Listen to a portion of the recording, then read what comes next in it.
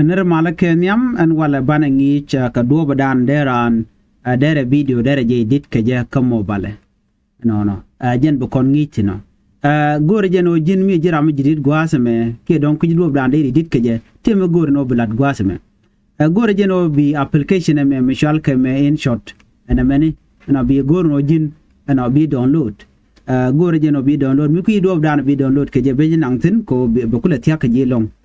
gore je no wir gwad meni gore me cha gore ni e Play Store gore je no Play Store bi twany be ji kula nang gwad dan de download tin right kon ka InShot na be nyo do dan de je ke je mi shi twany gwaseme en Play Store be ji no gwad meni te mo goro belalet gore je no bu ka search button to kon ke search bar gwad me mi chelele search gwaseme bi twany ko jen gwadana bi application gore mo bi jekten gore je no bi type mini type gwadame ko lele InShot InShot mishi twine gwadame no mudani alone take application ko ken lele InShot app InShot editor no twine man yam ke InShot app meni no mishi twine be jinung titini no be jinung application me side ku long de lar no de side shi medit no jen charge download ne 500 million we mean that ne yos ke jangwan ken long gore jeno an application mo bi lele bi download mishi download ke shi install but remember that don't tell email address there by the met ko di download gore jeno buzil te ke email address no maybe could use ke jen michal ke me Play Store gwad me mishi kunen gore jeno mishi download after that she download timbilel twanye ku open ko twany mishi open twany be jeno ngwaseme anona ajen InShot right ko ngo kwide na me ajen tikitine man gor kono gwad me jene gor kono bana video ne bana ke edit adir video deri edit deri photo deri edit no deri turu ngwader galat gwaske men kwale chole college so gwad me adir turu deri ke do man gor kono long gwaseme ngu gor kono me cha gore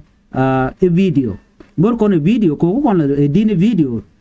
bana video bana je use tiaga long gwada me shimu bum kaji mu wi gori yo ba tiaga long gaji bi mal ngaj ka peda long shimu be je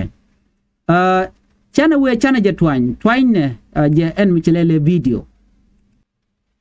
mi shi twine gwasa me be jinu video de tini okay shi video nen kon de tema na bana video ndangro bana ka select chana video me kana video me chana kana ngala video ndangro chana ka men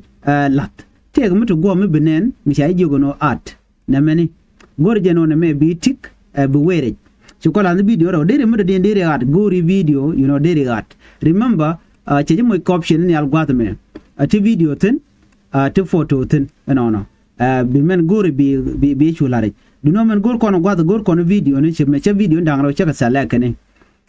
next thing abulad jene twanye men chelare gwat me ko tik mi che twany be jinu ka video no gwat me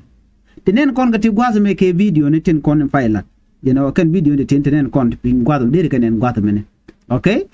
tem kola goro bi angach no ka jen ne me ko bi kula tiga ngaj merong atiti ke video ne batte ga ni al gwat me tenen kon ga ti dere nang chamene na dere kan abaton ti dere kenen ko baton de kan kwala use ntama atin ku video ku jele edit keke no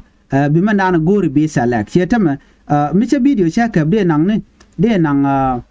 nang ku je do de na mone anyod je gwad me ko don bi akula ngaj mi chinen tir de nang ne de nang ku je mi ke de nang ku je mene ne ka do brand de video de nang je de ko nen tama jala video nang je ku je mene ne mi ka baton gwad me ne de baton de nang ku je mi ke de nang ku je mene ne de je ci kon de ala ne no mi che talk mi man na gori bi select let's say it kan video de ti ano che video ma cha select ka tama ade jala de nang ne ma de lo share je mu goro re beje amene je play be biya jenen cheta ma cha play no and then mu goro beje cut amene je goro beje cut gwaseme mi cha select gan video dan ba cut gwaseme ana ba ben kat ti ka bato ne yala tin ba ka nang yala ba ka nang ne te mi chelel gwaseme split mi chelel split gwaseme be nyodia nemeni aname chale split me dege je dong de chu split de chu twanya tam right now chatung da go already mi jinene je na me kana na me tikan ka da mi che wa kuje me ka gor baje da gwa de split de nyok mu twanya je no chiane na tama so no mo dere jilo ko dere video dere je cut ka tungwan ke de jang wong na ka tungwan ne me lo ga jin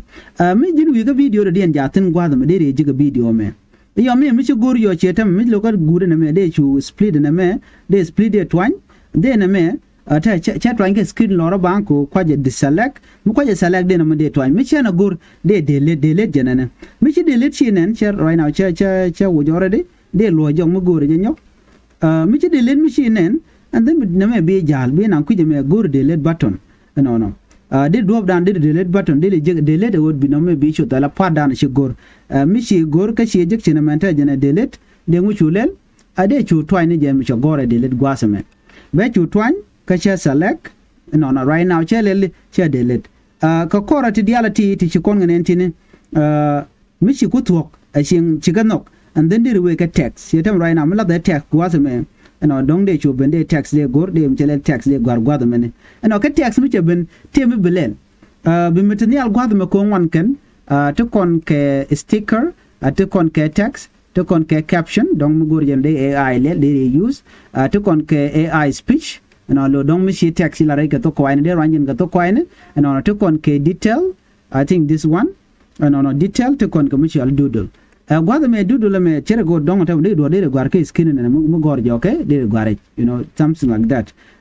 so again mu lo no moje de re watch mi che gor de re tik man gor kon gwada gor kon text ban je twain gwada mi che context kon twain tem ba lo kon de do de re gor amene je gor gwada men wonan Nuer Online Tech na me de shaping ke de she ni ala ramaje okay anyo de je right now ramaje gwada men de che nial de che pinya ramaje de mo ka position na de latin gwada men defending ka ta dan gori je de tekeje okay ko che bu ko confuse okay mi che gori bi pelan gwada mo tiaga ka do dan de use keje mi che la rai gwada me che gwa and then be tik tin gwada men okay mu gori je bi nan kuje me mile la matot ke menang la me ber bi nan kuje me ro me pin ke mi che jen bi yu pela gwada mo ni ne me akel ayo ma dien dang de gur shi dong mi gur je no dong de use ka do dan de ku ke je de chu tiketam right now gwada mi chi to yo ke editing mi gur ad do simple bi plus button me be twan mi te ke video dien mi kula ad core de plus button me de la okay ne me is up to you do dan de le ke je ma dien dong te ne la ja guro de do la nial shi kam le di turu nial ke video ba je nyod ya gwase mene mine nan gwada me chana we ka gude chana je to kuje ka gor kon ban tulat gwada me men bilel gwada me te ka mi cha gwada me mi cha le pip na me mi cha gor pip ne mene e wo bi le yer rodien bi jelat and ban yo de bon le yer de la dan gwada me ne mi chi twan be jin non gwada me and then bi dor bi gware ke bi tur bi la re ne me select and tam right now di en gwada me che tur me che la ni al gwada me ne amene tanda je mena split che kata dan che nyodo manan be split gwasma bana mo be chot ko dong shana gor ku jero dien me right now jene chene me che la ni ala lo ele yer rodien chi de en gwada me ne okay mi sha play let me play right now dong de je play now no dara ngar chi menen konmo and then be text ben after that be layer dana che la ni al bobo ben chi menen konmo dara mo de to ko ken de ka art just defending ka do dan de lat ke je mi chi kon to gwasa me ka jen InShot chi kon complete te mo goro bla let te ga mo goro no bo gwada me mi shan goro benen na me be nyodye goro je biname watermark InShot be je wo te ga do mo de wo ke je twanya point de InShot me ne mi chi twany binen be jogu remove mi chi lel free remove be chi twany be ji nyod ma chal ke art okay art samo baro da lel yo mi chi gor ba chu jien atama cha jien point the art lo chang le se batam chi wata mak che btede che beleben na me one thing mara dien dana go de nyode gwasme de la wojin na me enta me mobile side don gor jen de la computer side leli di te ga mi chi gwar kon gwatu me mi bran be jenen na me chale canva me mi chi twany be ji nyot do badan en dong de lel ga jelo de la horizontal video ko mentam vertical video mi le la horizontal video de ngulel de canva de twanya gwasmo twany canva gwasmo twanya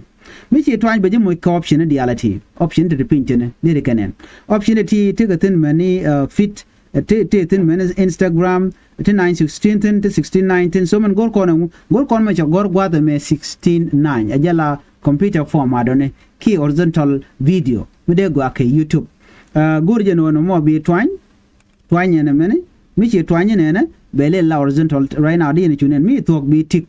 ci kon to gatam di nen me bar che chit kata danen vertical kaja ki mobile format mu go to mobile format simple go to canvas and then select 9 by 16 ko me 16 by 9 a computer number right now a 9 by 16 a chang kan je video me no de nung pin gwa dan go reje ke de nang nial gwa dan go reje okay a je mo je example no me nang nial and then they will come chala pips gwa me na mene let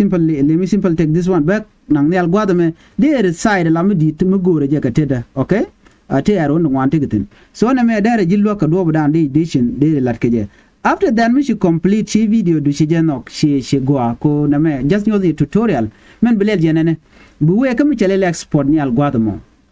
te me go export ni algorithm export me will be 7 video do ko we kangudu eno ka computer a go jeno export be twine a minute twine export ka your first time ko bi video bi je lat mi to edition gwada me bi resolution bi kanen ka bi mi chele frame rate bi nen bi format ba bi nen chenanta me mp4 na many estimated size la size video gudu te me gore bla let ko sometimes you subject ka size mi dit ka quality mi dit de I mean de mobile there delay long ko dong mi ram de dong ma tot she faster so cheje de kanana mo gore jeno bi resolution ni ala bi twany mi che twany te bi ger bi la ka 17 and 20 2017 and 20 right now dien gwazamon che 17 and 20 gwazamon cheje twany ntama 17 and 20 best side mo be lele be reduce dien gwazamon ta che be na ka 29.5 me 1080 de konen gwazamon 63 so she are different in chian already so na me gorjeno there and there je goes after that me che talk be export be show twine gorjeno be export be twine no be nyo dien tama export mi twine gwas me beji mo ke arts but be arts be skip be live math amen mi chero lele amen mi to kentam right now ko video dan ko je convert la one mi convert yo be you talk no 96 97 98 100 right now video dan chalele cha save already de kono jing ye tema ka application content ko ka wada dan ti video ne ko rodient toten so ajen nana go de nyaka kon kel gwada meni ajen do dan de video do de je lat ke je using InShot so bitidiale bikelo ngaje we ne ke infect ne rudi ndial biko je miti ko question bago je no de gwada mo dong de lare ajen do dan dong de video de dit ke je ne bi atikamal bana je kangi jodien bye bye